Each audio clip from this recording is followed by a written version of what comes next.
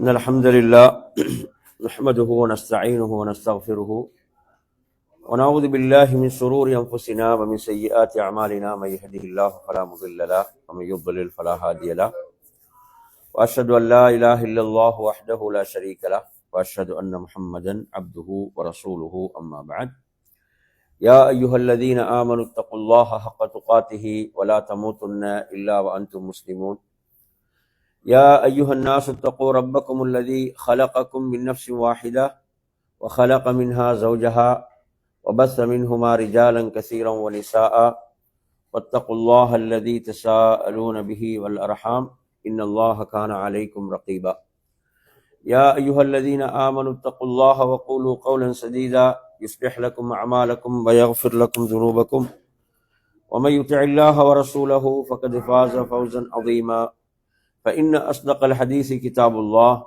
وخير الهدي هدي محمد صلى الله عليه وسلم وشر الأمور محدثاتها وكل محدثة بدعة وكل بدعة ضلالة وكل ضلالة في النار. அன்பிற்குரிய என் அருமை சகோதரர்களே, அஸ்ஸலாமு அலைக்கும் வரஹ்மத்துல்லாஹி வபரகாத்துஹு. இந்த சிறப்பு மிகு ரமலானுடைய மாதத்தில் நோன்புடைய இபாதத்தோடு இருக்கக்கூடிய நாம் மார்க்க விடயங்களை கற்றுக்கொள்ள வேண்டும் என்ற அந்த உயரிய நியத்தோடு இந்த இடத்தில் அமர்ந்திருக்கின்றோம். இன்றைய நமது மார்க்க வகுப்பில் நாம் ஒவ்வொருவரும் அல் குர்ஆனோடு எமது தொடர்பை நாம் எவ்வாறு சீராக்கிக் கொள்வது என்பது சம்பந்தமாக ஒரு சில செய்திகளை உங்களுக்கு நினைவூட்ட ஆசைப்படுகின்றேன். அன்பிற்குரியவர்களே,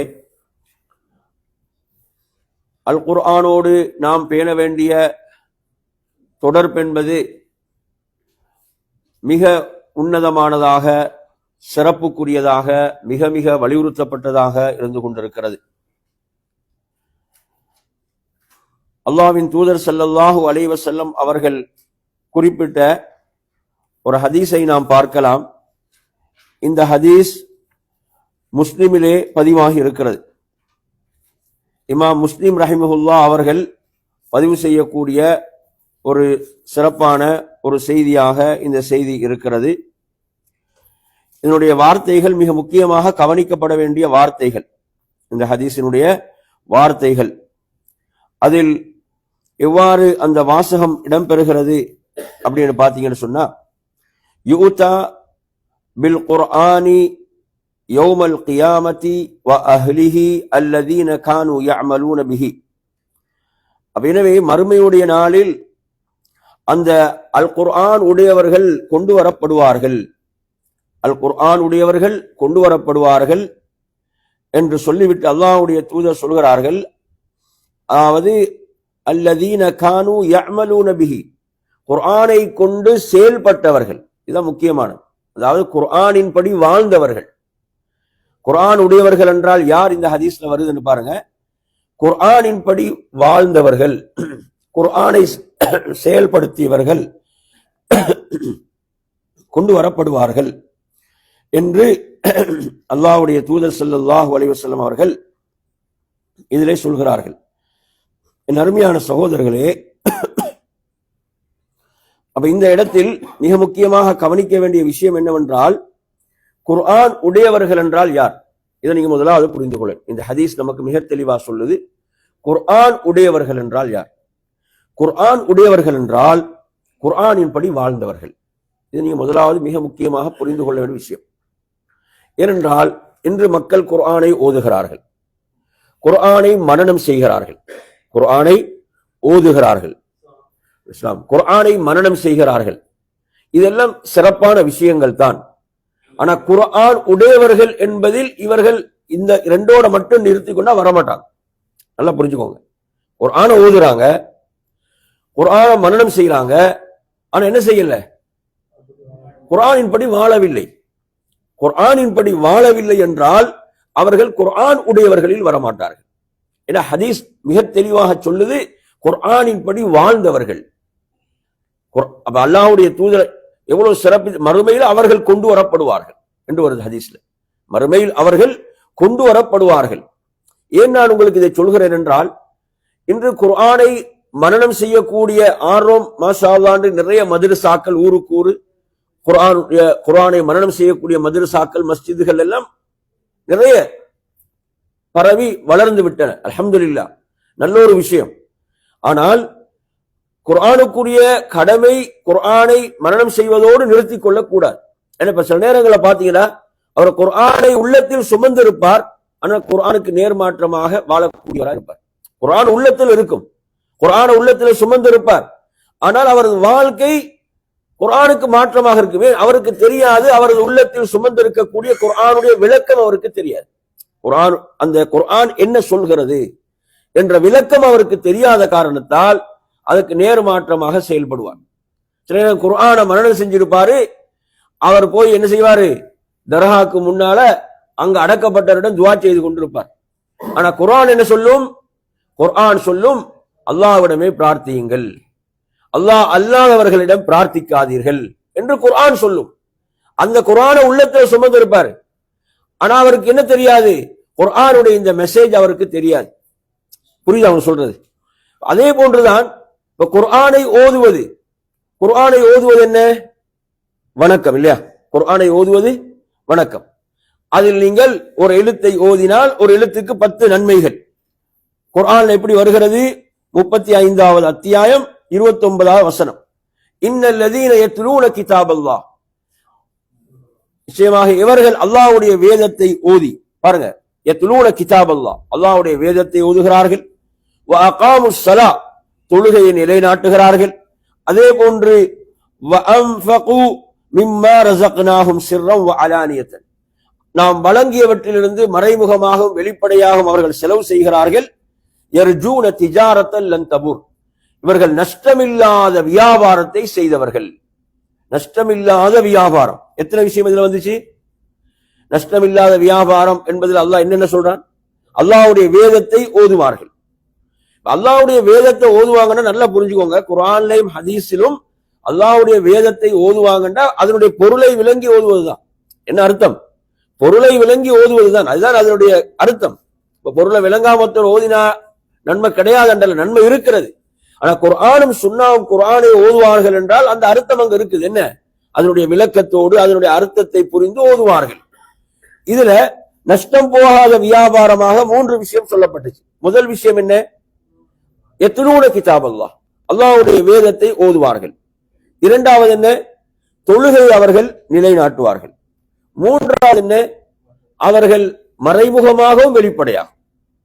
அப்ப செலவு செய்யும் போது நாங்கள் அதை பார்க்கணும், இதை சதக்காவை மறைமுகமாக செய்யறது சிறந்ததா அல்லது வெளிப்படையாக இந்த சதக்காவை செய்யறது சிறந்ததா? அல்லாஹ் இங்க ரெண்டையும் சொல்றான், சிர்ரன் வ அலானியா, மறைமுகமாக வெளிப்படையாக அல்லாஹ்வுடைய வழியில் செலவு செய்வார்கள். இந்த மூன்றையும் அல்லாஹ் சொல்லிவிட்டு சொல்கிறான், இவர்கள் நஷ்டம் போகாத வியாபாரத்தை செய்தவர்கள், யர்ஜூன திஜாரத்தன் லன் தபூர் என்று அல்லாஹ் ரப்புல் ஆலமீன் சொல்கிறான். என் அருமையான சகோதரர்களே, நான் உங்களுக்கு ஆரம்பத்திலே சொன்ன ஹதீஸ், நான் அதை உங்களுக்கு சொன்னது என்னவென்றால், குர்ஆன் உடையவர்களாக நாம் மாற வேண்டுமாக இருந்தால் நாம் எதோடு போதுமாக்கிக் கொள்ளக்கூடாது? ஓதுவதோடு மாத்திரம் அல்லது மரணமிடுவதோடு மாத்திரம் போதுமாக்கிவிடக் கூடாது. குர்ஆன் உடையவர்கள் என்ற அந்த சிறப்புக்கு நானும் நீங்களும் வர வேண்டுமாக இருந்தால் நாம் அதன்படி வாழ்ந்தாக வேண்டும். அதை நாம் நமது வாழ்வில் செயல்படுத்தி ஆக வேண்டும். என குர்ஆன அல்லாஹ் இறக்கியது எதற்காக? ஹுதல் லின்னாஸ், மக்களுக்கு நல்வழி காட்டுவதற்காக, ஹிதாயத். அதில் அல்லாஹ் நேர்வழியை வைத்திருக்கிறான். நேர்வழியை நாம் அதனுடைய வார்த்தைகளுடைய பொருளை விளங்கும் போதுதான் நாம் அதன் மூலம் நேர்வழி பெற முடியும். எனவே நறுமையான சகோதரர்களே, அந்த அடிப்படையில அறிஞர்கள் சொல்வார்கள், குர்ஆன ஓதுறத மட்டும் என்ன செஞ்சிட்டாங்களாம், வணக்கமாக ஆக்கி கொண்டார்கள். ஆனால் அவனோட வாழ்க்கையில மொத்தமாக குர்ஆன் வணக்கமாக ஆக்கப்பட வேண்டும். ரசூலுல்லாஹ் உடைய பண்புகளை பற்றி ஒரு கேள்வி வந்து அல்லாஹ்வுடைய தூதருடைய பண்புகளை பற்றி ஆயிஷாவிடம் கேட்கப்பட்டுச்சு. ஆயிஷா ரலியல்லாஹு கேட்கப்பட்டது, அல்லாஹ்வுடைய தூதருடைய பண்புகள் எப்படி இருந்தன, அல்லாஹ்வுடைய தூதருடைய குணங்கள் எப்படி இருந்தன. அப்ப அவங்க என்ன பதில் சொன்னாங்க? கான ஹுலுகுஹு அல் குர்ஆன், நபி அவர்களுடைய பண்புகளாக குர்ஆன் இருந்தது.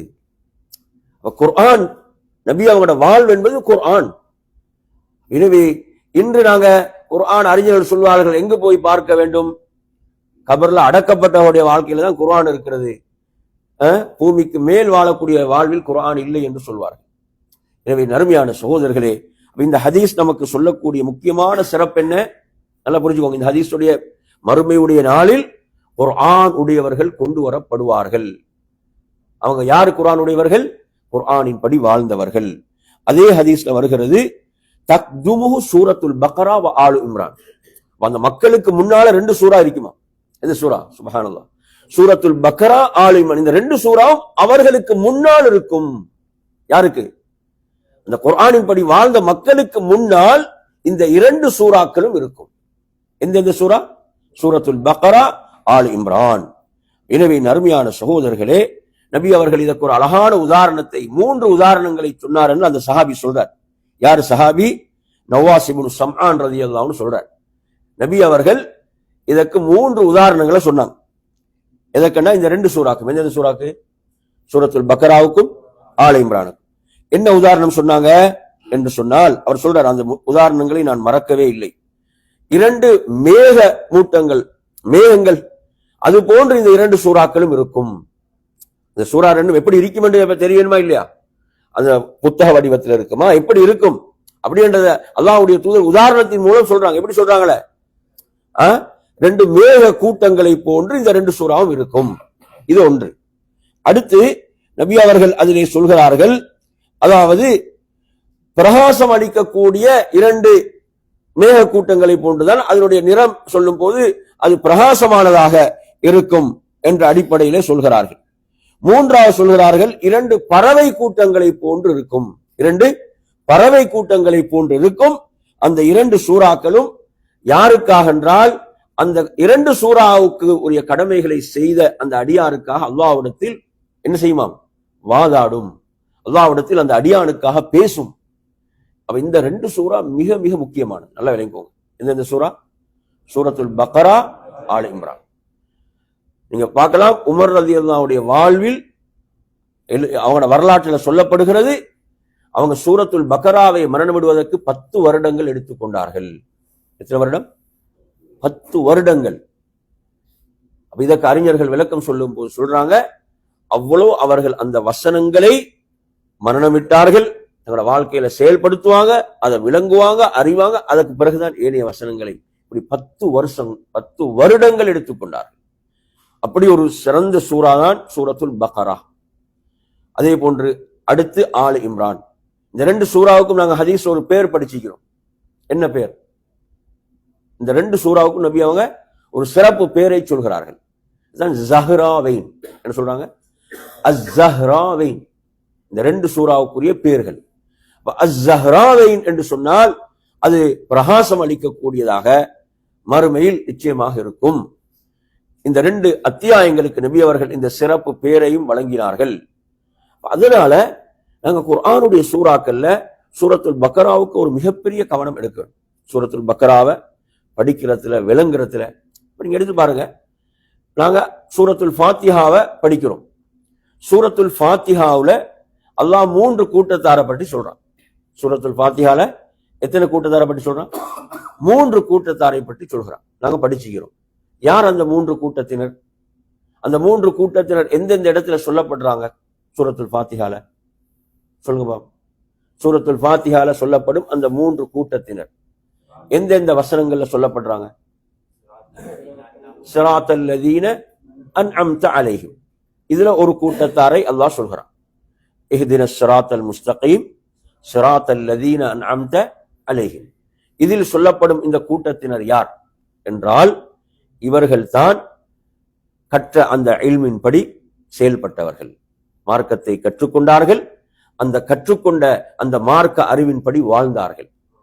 இஸ்லாம் நேரான வழியை நாங்கள் அல்லாஹ்விடத்துல பிரார்த்திக்கிறோம். அந்த நேர்வழி எப்படிப்பட்டது என்றால், நீ அருள் செய்தவர்கள் சென்ற பாதை. நீ அருள் செய்தவர்கள் சென்ற பாதை. அப்ப இதுல உங்களுக்கு என்ன விளக்கம் கிடைக்குது? சொல்லுங்க. முக்கியமான ஒரு விளக்கம் இருக்குது. என்ன விளக்கம்? நீ அருள் செய்தவர்கள் சென்ற பாதை என்ன, நீங்க என்ன விளங்குது உங்களுக்கு அதுல? அதாவது நல்லா புரிஞ்சுக்கோங்க. அதாவது அல்லாஹுடைய அருளின்றி நேர்வழியை பெற முடியாது. அல்லாஹுடைய அருளின்றி எதை பெற முடியாது? நேர்வழியை பெற முடியாது. அதனாலதான் எப்படி சொல்றோம்? நீ அருள் செய்தவர்கள் சென்ற பாதை, நீ அருள் செய்தவர்கள் பயணித்த பாதை. எனவே நறுமை சகோதரர்களே, இந்த ஹிதாயத்தை பொறுத்தவரையில நன்றாக புரிந்து கொள்ளுங்கள். இந்த ஹிதாயத் நேர்வழி என்பது ஒருவருக்கு இறைவனுடைய அருள் இல்லாமல் கிடைக்கவே கிடைக்காது. நீங்க உலகத்தில் உள்ள செல்வத்தை, கோடிக்கணக்கான செல்வத்தை கொட்டினாலும், இந்த முழு உலகமும் சேர்ந்து ஒருவருக்கு ஹிதாயத் நேர்வழியை கொடுக்க நாடினாலும் கொடுக்க முடியாது. கொடுக்க முடியுமா? முழு உலகத்தில் உள்ள செல்வத்தை நீங்க கொட்டினாலும் ஒருவருக்கு நீங்க ஹிதாயத்து கொடுக்க முடியுமா? முடியாது. என் அருமை சொல், ஹிதாயத் அல்லாஹுடைய கையிலே உள்ளது. யாருடைய கையில? அல்லாஹுடைய கையில் உள்ளது. இதுக்கு நாங்கள் மிகப்பெரிய சான்றாக சொல்லக்கூடிய ஒரு வரலாறு. எந்த வரலாறு சொல்லுவோம்? நபில அந்த வரலாறே சொல்லுவோம். அதே போன்று நீங்க அடுத்து கவனிச்சீங்கன்னு சொன்னா, இந்த ஹிதாயத் இருக்கிறதே, இதை தடுக்க முடியாது என்பதற்கு ஃபிர்அவுனுடைய மனைவியுடைய வரலாறு நீங்க எடுத்தீங்கன்னு சொன்னா, அந்த ஹிதாயத், அந்த பிரகாசம், ஆசியா ரலியல்லாஹு அலைஹிஸ்ஸலாமுடைய உள்ளத்தில் நுழைந்த அந்த பிரகாசம், அதை ஃபிர்அவுனால தடுக்க முடியவும் இல்லை. நுழைந்த அந்த நேர்வழியை அவன் வெளியிலே கொண்டு வருவதற்கு, அதிலிருந்து அவர்களை வழிகேட்டின் பக்கம் கொண்டு வருவதற்கு அவர்களை மிகப்பெரிய சித்திரவதைகளுக்கு எல்லாம் உட்படுத்தினான். ஆனாலும் அந்த ஹிதாயத்தை என்ன செய்ய முடியல அவனால கொண்டு. அப்ப என்ன அல்லாஹ் சொல்றான்? அதாவது உனக்கு உனது மனைவியுடைய உள்ளத்தை என்ன செய்யலாது? கண்ட்ரோல் பண்ணல. நீ உலகத்துக்கே உன்னை கடவுள் என்று சொல்றாய், அல்லாஹ் என்ன சொல்ல வாரான்? உனக்கு உனது மனைவியுடைய உள்ளத்தை உனக்கு என்ன செய்யலாது? கண்ட்ரோல் பண்ணல. அது யாருடைய கையில தான் இருக்குது? அது ரப்புடைய கையில் இருக்கிறது, அது அல்லாஹ்வுடைய கையில் இருக்கிறது. எனவே அருமையான சகோதரர்களே, அந்த அடிப்படையில் நீங்க எடுத்தீங்கன்னு சொன்னா, சுப்ஹானல்லாஹ், சூரத்துல் ஃபாத்திஹா 3 சாராரை சொல்கிறது. முதல் சாரார் யாரு? அவர்கள் தான் இறைவனுடைய அருளை பெற்ற அந்த நல்ல மக்கள். இறைவனுடைய அருளை பெற்றவர்கள் முதன்மையானவர்கள் யார் சொல்லுங்க? நபிமார்கள். அல்லாஹ்வுடைய அருளை பெற்றவர்கள் முதல்ல வரக்கூடியவங்க யாரு? நபிமார்கள். அதற்கடுத்து உண்மையாளர்கள், அதற்கடுத்து சுஹதாக்கள், சாலிஹீன்கள், இவர்கள் எல்லாம் அதிலே வருவார்கள். சரி, சூரத்துல் ஃபாத்திஹா சொல்லக்கூடிய இரண்டாவது சாரார் எதுல இருக்கிறாங்க? அதாவது கைரில் மக்தூபி அலைஹிம். அவ்வளவுதான், அதை மட்டும் சொல்லுங்க. இது கைரில் மக்தூபி அலைஹிம். இதில் அல்லாஹ் ஒரு கூட்டத்தாரை சொல்கிறான். அந்த கூட்டத்தினர் யார்? அந்த கூட்டத்தினர் இறைவனுடைய கோபத்துக்கு உள்ளானவர்கள். இறைவனுடைய கோபத்துக்கு உள்ளானவர்கள்.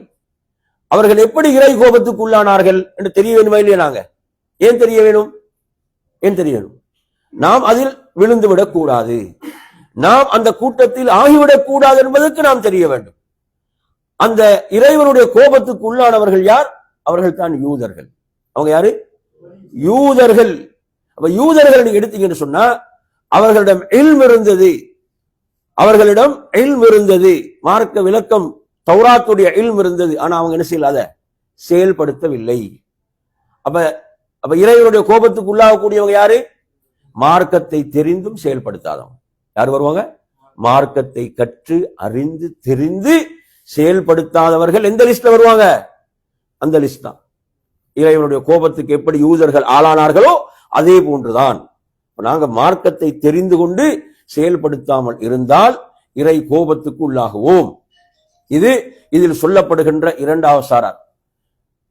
என் அருமையான சகோதரர்களே, நபி ஸல்லல்லாஹு அலைஹி வஸல்லம் அவர்களுக்கு யூதர்கள், ஒரு யூத பெண்மணி ஆட்டு இறைச்சிலே விஷத்தை கலந்து கொடுக்கின்றார்.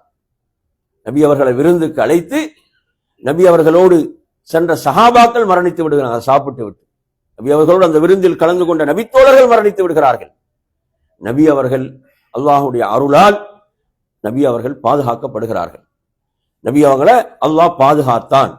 ஆனா நபி அவங்க மரணிக்கும் போது கூட சொன்னாங்க, அந்த வேதனை நான் எனது தொண்டையிலே அதை உணர்ந்து கொண்டுதான் இருக்கிறேன், அந்த வேதனையை நான் உணர்கிறேன் என்று சொல்லக்கூடியவர்களாகத்தான் இருந்தார்கள். இப்ப இந்த இடத்துல இந்த நிகழ்வுக்கு பிறகு நபி அவர்கள் யூதர்களை எல்லாம் ஒன்று கூட்டினார்கள். ஒன்று கூட்டி அல்லாஹ்வுடைய தூதர் கேட்கிறார்கள், எனக்காக ஏன் நீங்கள் இவ்வாறு செய்தீர்கள்? எனக்கு விருந்துக்கு என்னை அழைத்து அந்த விருந்தில் அந்த ஆட்டு இறைச்சியில் நீங்கள் விஷத்தை ஏன் கலந்தீர்கள் என்று சொல்லும் போது அவர்கள் சொன்னார்கள், அதாவது நீங்கள் ஒரு பொய்யராக இருந்தால் நீங்கள் மரணித்து விடுவீர்கள், நாங்கள் உங்களை விட்டு நிம்மதி பெற்று விடுவோம். நீங்கள் ஒரு உண்மையாளராக இருந்தால் தப்பித்து விடுவீர்கள். இப்ப நபி அவங்க உண்மையாளர் என்பதை நிதர்சனமாக விஷப்பரீட்சை செய்து தெரிந்து, என்ன பரீட்சை? விஷப்பரீட்சை. விஷப்பரீட்சை செய்து இவர் உண்மையான நபி என்று தெரிந்து கொண்டார்கள். ஆனா ஆச்சரியம் என்ன தெரியுமா? யாரும் இஸ்லாத்தை ஏற்றுக்கொள்ளவில்லை. சுப்ஹானல்லாஹ். அதாவது கண் முன்னால பார்க்கிறாங்க, விஷப்பரீட்சை செய்து பார்க்கிறார்கள். அவர்கள் அவங்க பாதுகாக்கப்படுறாங்க. அவங்க உண்மையான நபி என்பதை நேரடியாக பார்க்கிறார்கள். பார்த்தும் என்ன செய்யல? இஸ்லாத்தை ஏற்றுக்கொள்ளவில்லை. பாத்தீங்களா? சுப்ஹானல்லாஹ். எனவே இவர்கள் தான் கைரில் மக்தூபி அலைஹிம், இறை கோபத்துக்கு உள்ளானவர்கள். அல்லாஹ் சொல்கிறான், மஸலுல் லதீன ஹும்மிலுத் தௌராத் ثم لم يحملوها كمثل الحمار يحمل اسفارا. தௌராத்தை சுமந்தவர்களுக்கு உதாரணம் என்ன? உதாரணம் பொதி சுமந்த கழுதைகளை போன்று என்ற அவர்களுக்கு ஒரு கழுதை சுமந்த அதுக்கு எந்த உணர்வும் இல்லாதது போன்றுதான் இவர்கள் தௌராத்தை சுமந்து செயல்பட்டார்கள். எனவே நீங்க எடுத்தீங்கன்னா சூரத்துல் ஃபாத்திஹா சொல்லக்கூடிய இரண்டாவது சாரார் யாரு சொல்லுங்க? இறைவனுடைய கோபத்துக்கு உள்ளானவர்கள் யூதர்கள். என்றா அந்த அந்த அந்த ரூட்ல யாரெல்லாம் போவாங்களோ, எந்த ரூட்ல இல்ல, அந்த ரூட் என்னது? மார்க்கத்தை அறிந்தும் செயல்படுத்தாதவர்கள். அந்த ரூட் என்னது? அந்த வழி தவறிய அந்த வழிகேடு, இறை கோபத்துக்கு உள்ளான அந்த வழி என்பது எதென்றால் மார்க்கத்தை கற்றும் தெரிந்தும் விளங்கியும் செயல்படுத்தாதவர்கள். புரியுதா சொல்றது? அதனாலதான் இமாம்கள் சொல்வார்கள், யார் மார்க்கத்தை கற்று செயல்படுத்தவில்லையோ ஷிபுஹும் பில் யஹூத் என்று சொல்வாங்க. யூதர்களை ஒப்பானவர்கள். அவங்க யாரு? யூதர்களுக்கு ஒப்பானவர்கள், மார்க்கத்தை கற்றும் செயல்படுத்தாதவர்கள். சரி, இப்ப மூன்றாவது சாரார் எதில் வருகிறார்கள்? வலவ்வாலீன். எதில் வருகிறார்கள்? வலவ்வாலீன். அதாவது வழி தவறியவருடைய வழியையும் எமக்கு காண்பித்து விடாது, வழிகேடர்களுடைய வழியையும் எமக்கு காண்பித்து விடாது. அந்த வழியில் நாம் பயணித்து விடக்கூடாது. யார் வழிகேடர்கள்? கிறிஸ்துவர்கள். அதாவது மார்க்கத்துடைய இல்ம், அறிவு தெளிவின்றி வழிகட்டு போனார்கள். இது ஒரு சாரார். என்ன? மார்க்கத்தை கற்றுக்கொள்றது கிடையாது, மார்க்கத்தை தெரிந்து கொள்வதற்கு எந்த ஆர்வமும் கிடையாது. அவர்கள் அவங்களோட சிந்தனை எப்படி இருக்கும்டா, எனக்கு எல்லாமே தெரியும். எப்படி இருக்கும் அவங்களோட சிந்தனைகள்? எனக்கு அனைத்தும் தெரியும். பிரச்சனை என்னடா, அவருக்கு தெரியும் என்று அவருக்கே தெரியாது. பிரச்சனை தானே. ஒருத்தன் தெரியாது என்று வந்தான்னா என்ன செய்யலாம்? சொல்லிக் கொடுக்கலாம். தெரியாது என்று வாரானுவீங்களே, எனக்கு தெரியாது சொல்லித்தாங்க என்றால் சொல்லிக் கொடுக்கலாம். ஏன்னா அவன் தெரியாது என்ற அந்த இடத்துக்கு வந்துட்டானே. அதனாலதான் இமாம் புகாரி ரஹிமஹுல்லாஹ் சொல்வார்கள், லா அத்ரி என்பது நிஸ்ஃபுல் இல்ம் என்று சொல்லுவான். லா அத்ரி என்பது என்ன? நிஸ்ஃபுல் இல்ம். தெரியாது என்பது அறிவின் அரைப்பகுதி. புரியுதா சொல்றது? ஒருத்தன் தெரியாது என்ற முடிவுக்கு வாரானுவீங்களே, எனக்கு தெரியாது என்றால் அது அறிவை நீங்க ரெண்டா பிரிச்சீங்கன்னா அதுல ஒரு பகுதி என்றான். எது தெரியாது என்பது? பாத்தீங்களா? இப்ப இவ்வளவு முக்கியம். தெரியாது என்றால் தான் கற்றுக்கொள்வோம். தெரியாது சொல்லித்தாங்க. ரசூலுல்லாஹ் மஸ்ஜிதில் இருக்கும்போது பள்ளிக்கு வந்தார், தொழுதார். தொழுதுவிட்டு வந்து ரசூலுல்லாஹ் சலாம் சொன்னார், இர்ஜி ஃபஸல்லி ஃபஇன்னக லம் துஸல்லி. தொழல, மறுபடியும் போய் தொழுங்கண்ணா. மறுபடியும் தொழுதுட்டு வந்தார், நபிக்கு சலாம் சொன்னார், இர்ஜி ஃபஸல்லி ஃபஇன்னக லம் துஸல்லி. தொழல, மறுபடியும் போய் தொழுங்கண்ணா. மூன்றாம் முறையும் தொழுகிறார். தொழுதுட்டு வந்து சலாம் அல்லாஹ்வுடைய தூதருக்கு சலாம் சொல்லும் போதும் அதே பதில் தான். அப்பதான் சொல்ற தொழுகை சொல்லித்தாங்க ரசூலுல்லாஹ். அப்பதான் கேட்கிறார், என்ன யார் சொல்ல, தொழுகையை கற்றுத்தாருங்கள். பாத்தீங்களா? அப்ப ரசூலுல்லாஹ் தொழுகை அவருக்கு கற்றுக் கொடுக்கிறான். இதுதான் முக்கியமான இடம். பாத்தீங்களா? ஆரம்பத்திலே கேட்டது ஆரம்பத்திலே செஞ்சிருப்பாங்க, ரசூலுல்லாஹ் கற்றுக் கொடுத்திருப்பாங்க, ஆரம்பத்திலே கற்றுக் கொடுத்திருப்பாங்க. அப்ப எனவே ஒருவர் தனக்கு தெரியாது, இது எனக்கு சொல்லித்தாங்கன்னா அதுதான் இல்ம். அது என்ன? அதுதான் இல்ம். அப்ப எனவே நறுமையான சகோதரர்களே, இப்ப நாங்க நம்ம சமுதாயத்துல பார்க்கிறோம் சில நேரங்கள்ல, அதாவது அவர்கள் நினைத்துக் கொண்டிருக்கிறார்கள் அவர்களுக்கு மார்க்கம் தெரியும் என்று. ஆனா அவருக்கே தெரியாது, அவருக்கு அந்த மார்க்க விஷயம் தெரியாதுன்றது அவருக்கே தெரியாத நிலை. இதுதான் ஜஹல் முராக்கப்னு அரபுல சொல்லுவாங்க. எனவே நறுமையான சகோதரர்களே, நாம் மார்க்க விஷயங்களை நாம் தெரிந்து கற்று செயல்பட வேண்டும். நினைச்சு பாருங்க, ஒரு மார்க்க விஷயத்தை பிழையாக ஒருத்தன் 30-40 வருஷம் செய்யறான், எவ்வளவு பெரிய நஷ்டம். ஒரு மார்க்க விஷயத்த ஒருத்தன் தெரியாம ஒரு 30-40 வருடம் செய்து கொண்டு இருக்கிறான் என்றால் எவ்வளவு கை சேதம் அது. அவன் படிக்காமல் கற்றுக்கொள்ளாமல். அருமையான சகோதரர்களே, நீங்க எடுத்து பாருங்க. இப்ப நீங்க தொழுறீங்க, நாங்க எத்தனை வருஷம் தொழுறோம்? மசாலா நாங்க இருப்போம் 20 வருஷம் 30 வருஷம் 40 வருஷம் தொழக்கூடிய நாங்க இருக்கிறோம். ஒருத்தர் உங்கள்கிட்ட கேட்கிறார், தொழுகையில நீங்க இந்த அமைப்புல ருக்குல இப்படி செய்றீங்களே, என்ன காரணம் என்று கேட்டா நமக்கு பதில் சொல்ல தெரியுமா? நீங்க சுஜூதிலே இந்த மாதிரி செய்றீங்களே, இப்படி செய்வதற்கு என்ன அடிப்படை என்று கேட்டால் நமக்கு பதில் சொல்ல தெரியுமா? கொஞ்சம் நினைச்சு பாருங்க. பெரும்பாலும் என்ன சொல்லுவோம்? எல்லோரும் செய்யறாங்க, அதனால நாங்களும் செய்யறோம். எல்லோரும் செய்யறாங்க, அதனால நாங்களும் செய்யறோம். ஆனா சரியான ஒரு உருப்படியான பதில் சொல்ல தெரியுமா? நபி அவர்கள் இப்படித்தான் செய்தார்கள், நபி அவங்க இப்படித்தான் ருக்குல கையை வச்சாங்க, சுஜூதில் இப்படித்தான் நபி அவர்கள் வைத்தார்கள். இப்படி பதில் சொல்ல நமக்கு தெரியுமா? எவ்வளவு காலம் தொழுறோம்? நினைச்சு பாருங்க. அப்ப நாங்க தொழுகின்றோம், ஆனா தொழுகை கற்றுக்கொள்ளவில்லை. நாங்க என்ன செய்யறோம்? தொழுகின்றோம், ஆனா தொழுகையை கற்றுக்கொள்ளல. நபி அவர்கள் தக்பீர் கட்டியது முதல் சலாம் கொடுக்கும் வரை எப்படி தொழுதாங்க என்பதற்கு உங்களுக்கு இப்ப மாஷா அல்லாஹ் ஹதீஸ் நூல்கள் எல்லாம் தமிழ்ல விட்டன, அப்படித்தானே? அதே மாதிரி நபி வழி தொழுகை என்று தனியாக புத்தகம் போடப்பட்டிருக்கிறது, நபி வழி தொழுகை. அந்த புத்தகங்கள் நாங்கள் எடுத்து படித்தோம் என்றால் சஹாபாக்கள் எவ்வளவு ஆர்வமா இருந்தாங்க. சஹாபாக்கள் நீங்க பாருங்க, அபூ ஹுரைரா ரலியல்லாஹு அன்ஹு அவர்கள் அல்லாஹ்வுடைய தூதரிடம் கேட்கிறார்கள், யா ரசூலல்லாஹ், எனது தாயும் தந்தையும் உங்களுக்கு அர்ப்பணமாகட்டும், நீங்க தொழுகையில் தக்பீர் கட்டியவுடன் கொஞ்சம் அமைதியா இருக்கிறீங்களா யா ரசூலல்லாஹ், அப்போது என்ன சொல்கிறீர்கள் என்று கேட்கிறான். பாத்தீங்களா சஹாபாக்கள் எப்படி கற்றுக்கொண்டார்கள்? தக்பீரை கட்டியவுடன் நீங்கள் கொஞ்சம் அமைதியா இருக்கிறீங்க, அந்த நேரத்தில் அல்லாஹ்வுடைய தூதரை நீங்கள் என்ன ஓதுகின்றீர்கள் என்று கேட்டார்கள். அல்லாஹ்வுடைய தூதர் கற்றுக் கொடுத்தார்கள், அல்லாஹும்ம பாஇத் பைனி வ பைன ஹதாயாய கமா பாஅத்த பைனல் மஷ்ரிகி வல் மக்ரிப் அல்லாஹும்ம நக்கினி மின் ஹதாயாய கமா யுனக்க ஸௌபுல் அப்யது மினத் தனஸ் அல்லாஹும்ம அக்ஸில் ஹதாயாய பில் மாஇ வஸ் ஸல்ஜி வல் பரத். அப்ப இந்த துஆ எப்படி கிடைச்சிச்சு? எப்படி கிடைச்சு? அபூ ஹுரைரா என்ன செஞ்சாங்க? அல்லாஹ்வுடைய தூதரிடம் கேட்டார்கள், கிடைத்தது. அப்படிதான் மார்க்கம். நாங்க மார்க்கத்தை கேட்டு தெரிந்து கொள்ள வேண்டும். அல்லாஹ்வுடைய தூதரிடம் கேட்டார்கள், அல்லாஹ்வுடைய தூதர் துஆவை கற்றுக் கொடுத்தாங்க. யாரும் கேட்கலன்னா செய்தியே வந்திருக்காது இல்லையா?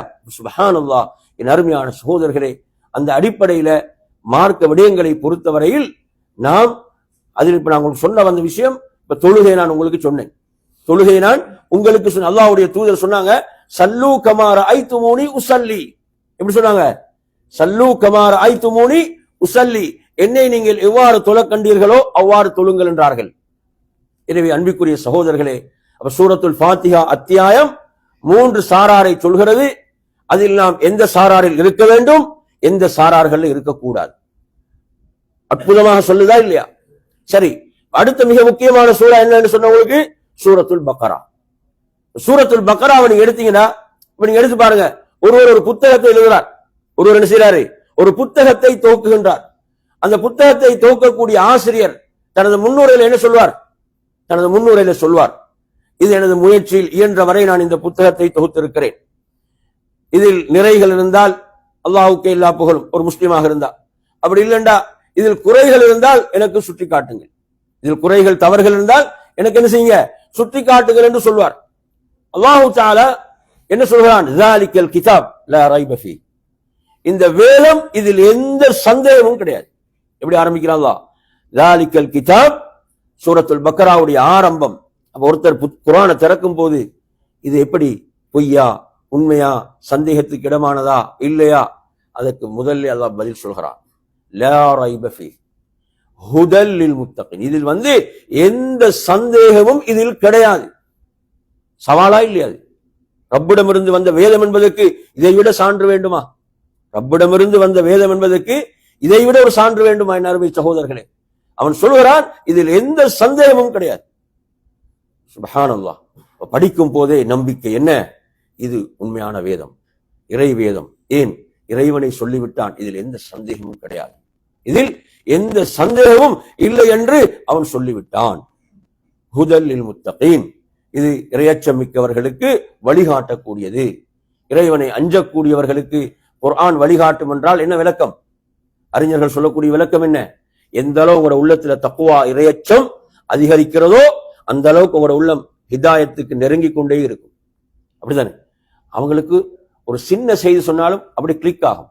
அவங்களுக்கு குர்ஆன பின்னால இமாம் ஓதும் போது கேட்டாலும் என்ன செய்யும்? அந்த விஷயங்கள் அவங்களோட உள்ளத்துல அப்படி கிளிக் ஆகும். ஆனால் தக்குவாவை விட்டு தூரமாக தூரமாக நீங்க எவ்வளவுதான் கொட்டினாலும் என்ன எடுபடாத மோசமான நிலைகள் உருவாகும். அப்ப தக்குவா இரையச்சம் எந்த அளவு உள்ளத்தில் அதிகரிக்கிறதோ அந்த அளவு ஒரு சின்ன ஒரு குர்ஆனுடைய செய்தி கூட உங்களை ஒரு பெரிய மாற்றத்தை கொண்டு வரும். ஒரு சின்ன செய்தி, அது இறைவனுடைய வார்த்தை. யாருடைய வார்த்தை? இறைவனுடைய வார்த்தை. நாங்க படிக்கிறோம் உமர் ரலியல்லாஹுடைய அந்த சபையில் உமர் ரலியல்லாஹு ஆட்சி பீடத்தில் ஒரு மிக பெரும் அமீருல் மூமினின் தலைவராக ஆட்சியில் இருக்கும் போது, ஜனாதிபதியாக இருக்கும் போது அவருடைய சபையில் வந்து ஒருவர் மிக அநாகரிகமாக பேசிவிடுகிறார். நீதியாக ஆட்சி செய்த அந்த ஆட்சியாளரை பார்த்து நீங்கள் இப்படி பாராபட்சமாக நடக்கின்றீர்கள் என்று சொன்னவுடன் அவர்களுக்கு ஒரு கடுமையான கோபம் வருகிறது. கடுமையான ஒரு கோபம். என் அருமை சகோதரர்களே, ஹுதைபா ரலியல்லாஹு அன்ஹு சொல்றாங்க, நான் உடனே அந்த இடத்தில் ஒரு குர்ஆன் வசனத்தை ஓதினேன். அல்லாஹ் சொல்கிறான், ஹுதில் அஃப்வ வ அம்ர் பில் உர்ஃப் வ அஅரித் அனில் ஜாஹிலின். மன்னிப்பை எடுத்துக்கொள்ளுங்கள், நன்மையை ஏவுங்கள், அறிவினர்களை புறக்கணியுங்கள். சொல்றாங்க, இந்த வசனத்தை நான் ஓதியவுடன் உமர் ரலியல்லாஹு அந்த கோபம் எப்படி தணிந்தது என்றே எனக்கு தெரியாது.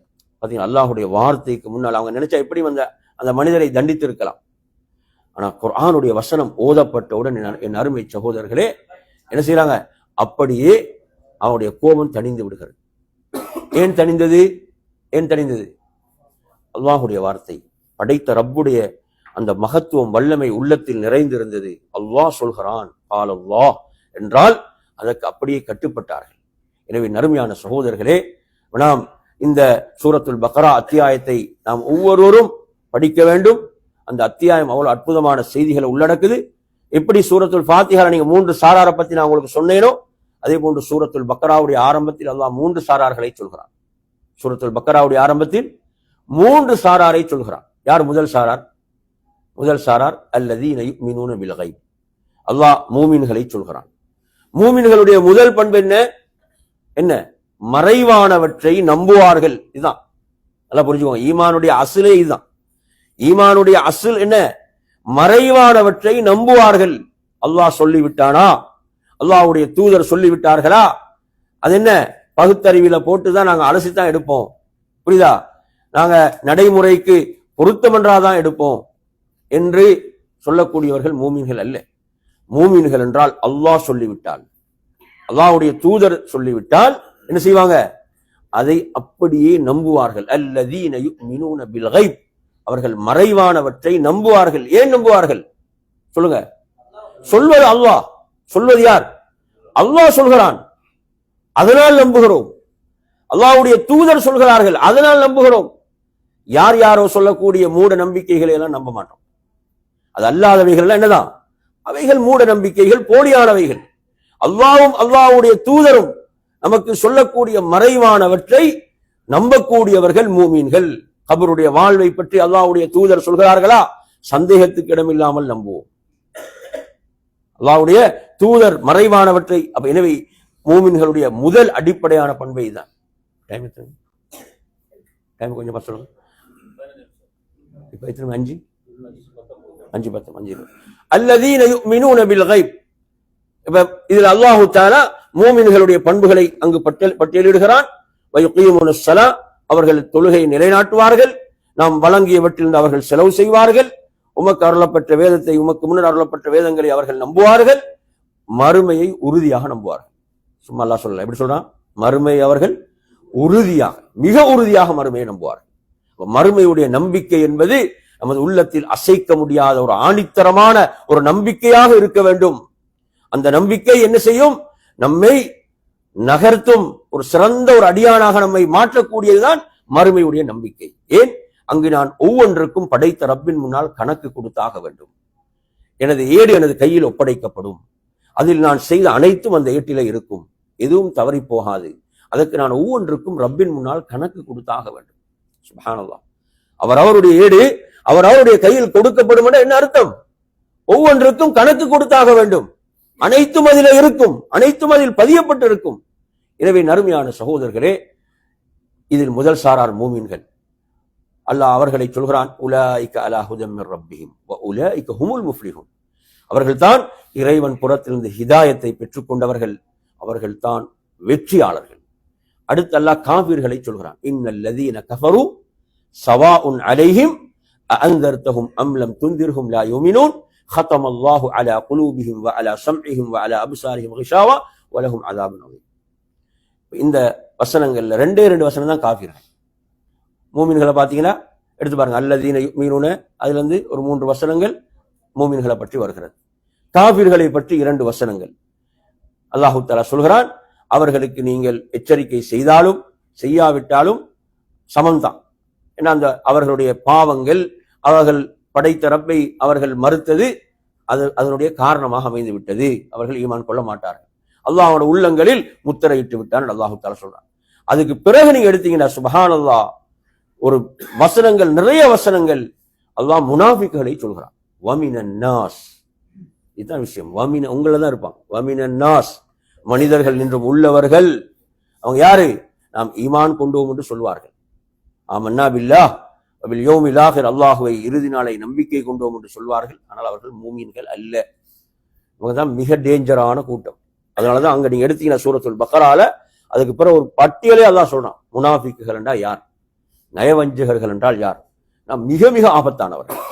எனவே நறுமையான சகோதரர்களே, நாம் இந்த குர்ஆனுடைய அத்தியாயங்களை, அதிலும் குறிப்பாக சூரத்துல் பக்ரா, ஆல் இம்ரான் அத்தியாயங்கள் நாங்க கொஞ்சம் உட்கார்ந்து நீங்க என்ன செய்யுங்க, முழுமையா படிங்க இன்ஷா அல்லாஹ். இந்த குர்ஆனுடைய தமிழ் மொழிபெயர்ப்பு எல்லாத்திலும் இருக்குதா? குர்ஆனுடைய தமிழ் மொழிபெயர்ப்பு, குர்ஆனுடைய தமிழ் மொழிபெயர்ப்பு இல்லாதவங்க இதை எடுத்து படிக்க வேண்டும். அதுதான் முக்கியமான விஷயம். என்ன?